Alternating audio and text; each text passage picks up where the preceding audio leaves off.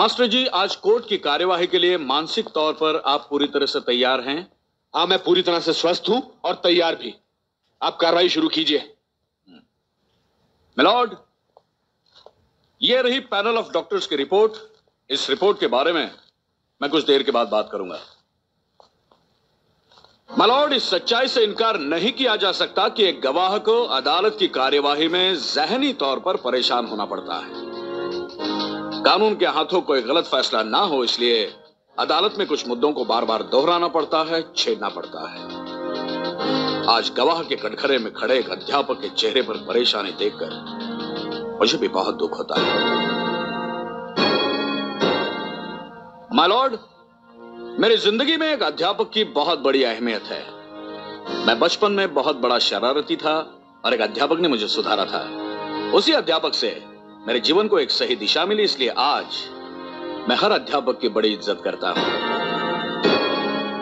आज कानून का हिमायती होने के नाते मैं अदालत की मर्यादा को बचाने की कोशिश में लगा हूं। जहां एक तरफ इस बात की मुझे खुशी है, वहां दूसरी तरफ अफसोस इस बात का है कि मेरी इस कोशिश में एक अध्यापक को परेशान होना पड़ रहा है। हाँ तो मास्टर जी, 13 अक्टूबर की रात को आपने जो भी देखा, मैं फिर एक बार अदालत के सामने रख रहा हूं, आप ही के बयान को दोहरा रहा हूं। तो 13 अक्टूबर की रात को 11 साढ़े 11 बजे आप वर्ली नाके के 3 बत्ती चौराहे से गुजर रहे थे। आपने एक लड़की की चीख सुनी। आपने देखा कि कुछ लोग एक लड़की को उठाकर पुलिस जीप में डालते हैं। उन लोगों में से आप नागेश राणा को पहचानते हैं। आप उन्हें रोकने के लिए आवाज भी देते हैं, लेकिन आपकी आवाज उन लोगों तक नहीं पहुंचती। लेकिन ऐसे कैसे हो सकता है कि उस लड़की की चीख आप तक पहुंच पाती है और आपकी आवाज उन लोगों तक नहीं पहुंचती? नहीं, इसकी भी एक वजह थी। आप ने बताया था और बिल्कुल दुरुस्त था। आपको याद है? मैं बताता हूं। जहां यह घटना हुई वहां पास में एक रेलवे ट्रैक था, जहां से एक ट्रेन गुजर रही थी, जिसकी वजह से आपकी आवाज दब गई। हाँ, ऐसा ही है। हाँ, तो ये आपने 3 बत्ती की बाईं तरफ से, यानी कि चित्रा सिनेमा के पीछे की रोड जो वर्ली नाके की तरफ जाती है, वहां यह घटना देखी। मतलब आप वर्ली नाके से काफी दूर खड़े थे, टैक्सी स्टैंड की दाईं तरफ। यानी कि आप जहां खड़े थे उसके पीछे उस चौक का मशहूर हनुमान मंदिर था। मैं ठीक कह रहा हूं ना? आप हनुमान मंदिर के सामने ही खड़े थे ना? आप मंदिर के पास खड़े थे ना? नहीं, मैं मंदिर के पास नहीं खड़ा था, मैं चर्च के पास खड़ा था। हाँ, ठीक कह रहे हैं आप चर्च के पास खड़े थे। अच्छा, नागेश और उसके साथियों ने लड़की को उठाकर जिस गाड़ी में रखा वो पुलिस जीप थी। हाँ, मैं कितनी बार कह चुका हूं कि वो पुलिस जीप ही थी, पुलिस जीप ही थी, पुलिस जीप ही थी। हाँ, तो अब आपका बयान पुख्ता तरीके से यह है कि रात के 11:30 बजे आप वर्ली नाके से कुछ दूर हनुमान मंदिर के पास से, आई एम सॉरी, चर्च के पास से गुजर रहे थे। आपने एक लड़की की चीख सुनी। आपने देखा वर्ली विलेज की तरफ जाने वाली रोड के पास रेलवे की पुरानी बिल्डिंग से कुछ लोग एक लड़की को जबरन उठाकर ले जा रहे थे। आपने गुस्से से चिल्लाकर उन्हें रोकने की कोशिश की, लेकिन उस वक्त नजदीक से एक ट्रेन गुजर रही थी। आपकी आवाज दब गई। लोगों ने लड़की को एम्बुलेंस में उठाकर डाला और वो चले गए। मेरी बात पूरी तरह से दुरुस्त है। ऐसा ही हुआ था उस घटना में। लड़की चिल्लाई, आपने देखा, आप चिल्लाए, ट्रेन गुजरी, आपकी आवाज दब गई। लोगों ने लड़की को उठाकर एम्बुलेंस में डाला, चले गए। कुछ सुधार चाहते हैं आप इसमें? चाहते हैं सुधार कुछ? नहीं, सब कुछ ऐसे ही हुआ था। सोच कर बताइए, लड़की जिस गाड़ी में डाली गई वो एम्बुलेंस ही थी? हाँ। मगर अभी आपने बताया वो पुलिस जीप थी। बेहतर यही होगा कि आप अपने लफ्जों में पूरी घटना अदालत के सामने रख दें। मैं रात को वर्ली नाके से गुजरा। पूरी बात बताइए, पूरी बात। क्या वक्त था, क्या टाइम था उस वक्त घड़ी में? थोड़ा पीछे जाइए। कहां से आ रहे थे आप? कहां से आ रहे थे? बोलिए, कहां से आ रहे थे आप? मैं आखिरी लोकल से चेंबूर पे उतरा और बस लेने के लिए नाके से गुजरा। मास्टर जी, आप वर्ली नाके से गुजर रहे थे। आखिरी ट्रेन से आप चेंबूर नहीं, महालक्ष्मी उतरे होंगे। हाँ, महालक्ष्मी। हाँ, आखिरी ट्रेन। इसका मतलब है कि आप 12 साढ़े 12 बजे महालक्ष्मी स्टेशन उतरे, 1 बजे वर्ली नाका पहुंचे। इसका मतलब यह है कि यह घटना जो घटी वो 1 बजे के आसपास हुई। हाँ। लेकिन अब तो बार बार ये दोहराते आ रहे हैं अपने बयान में कि ये घटना 11 से 11:30 के बीच हुई, और अगर 11 से 11:30 बजे तक आप वर्ली नाके पे थे तो महालक्ष्मी जिस ट्रेन से उतरे थे वो आखिरी ट्रेन नहीं थी। मुझे अच्छी तरह याद है, मैं चेंबूर आखिरी लोकल ट्रेन से 12:27 पर उतरा था। नहीं, महालक्ष्मी उतरा था। आप किस ट्रेन से किस वक्त कहां उतरे, ये सवाल आपके लिए अब भी खड़ा है।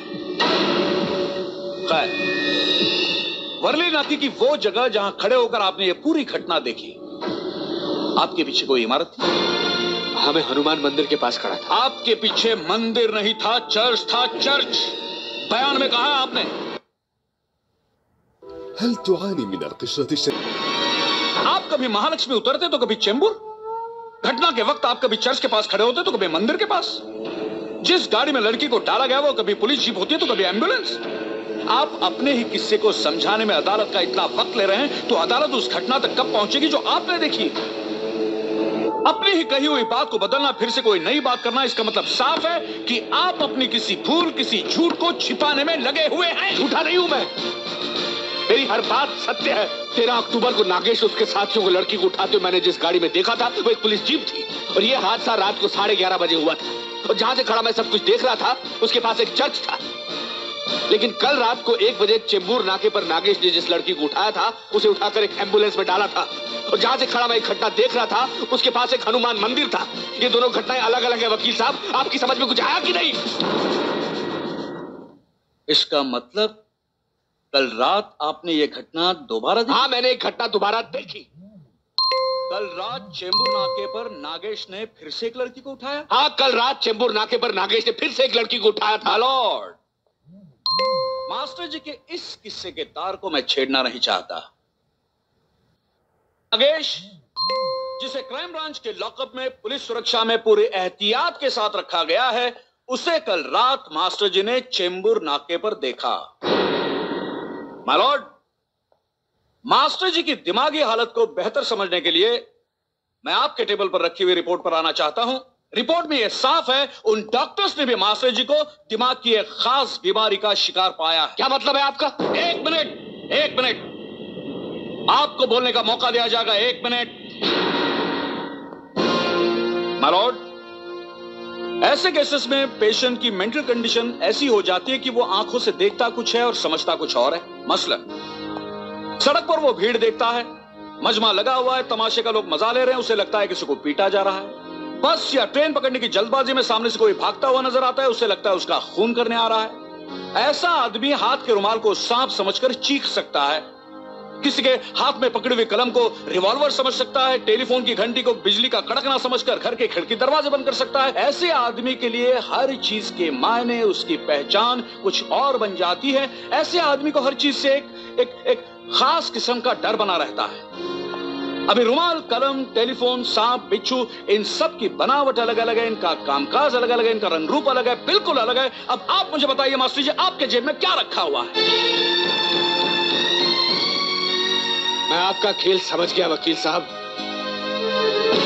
मैं समझ गया कि आप अदालत में यह साबित करना चाहते हैं कि सच्चिदानंद अग्निहोत्री जो इस वक्त इस गवाह के कटघरे में खड़ा है एक पागल आदमी है। लेकिन मैं आपको बताना चाहता हूं मैं पागल आदमी नहीं हूं। मैंने वही बोला है जो मैंने देखा है, और मैंने आज तक जिंदगी में कभी झूठ नहीं बोला है। आप जानना चाहते हैं कि मेरी जेब में क्या है? मैं आपको यहां तक बता सकता हूं कि आपकी जेब में क्या है। मेरी जेब में ये कलम है जिससे लिखा जाता है। मैं जानता हूं कि दीवार पर वो जो चीज है वो एक घड़ी है, और उसमें इस वक्त 4:38 हुए हैं। मैं जानता हूं जो आदमी उस मशीन के आगे बैठा है वो एक टाइपराइटर है। मैं जानता हूं कि टेलीफोन से बात की जाती है, कलम से लिखा जाता है। मैं ये भी जानता हूं कि लोगों की भीड़ में जो औरत बैठी है वो मेरी धर्मपत्नी है, उसका नाम गायत्री है, और उसके साथ जो आदमी बैठा है वो मेरा समधी है। मैं ये भी जानता हूं कि मेरा बेगुनाह इकलौता बेटा जो इस वक्त जेल की सलाखों में सड़ रहा है और उसे छोड़ा नहीं जा रहा। मैं जानता हूं कि ये चश्मे का कवर है, और क्या आप पागल साबित करना चाहते हैं? मैं जानता हूं कि ये चश्मे का कवर है, और क्या आप पागल साबित करना चाहते हैं? मैं पागल नहीं हूं। मैं जानता हूं ये कलम नहीं, एक रिवॉल्वर है, और इससे आदमी मर सकता है। आप जानना चाहते हैं कैसे? आप जानना चाहते हैं ना कैसे? ये देखिए ऐसे।